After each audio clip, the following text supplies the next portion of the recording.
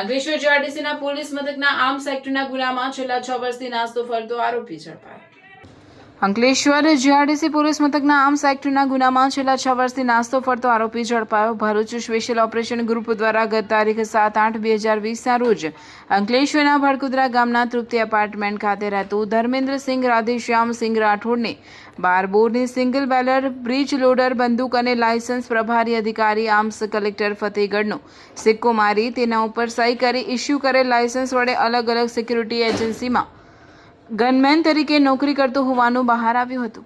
પોલીસે બંદૂક અને 5 કારતૂસ મળી કુલ 20,000થી વધુનો મુદ્દામાલ કબજે કર્યો હતો અને ધર્મેન્દ્રસિંહ રાઠોડને ઝડપી પાડ્યો હતો. જ્યારે બારડોલી રોડ ઉપર આવેલ ઓમ રેસિડેન્સીમાં રહેતું ત્રિભુવનસિંહ ઉર્ફે બિજેન્દ્રસિંહ રામસ્વર્થસિંહ ચૌહાણને વોન્ટેડ જાહેર કરી તપાસ હાથ ધરી હતી. તે દરમિયાન પોલીસે ત્રિભુવનસિંહ ઉર્ફે બિજેન્દ્રસિંહ રામસ્વર્થસિંહ ચૌહાણને ઝડપી પાડ્યો હતો.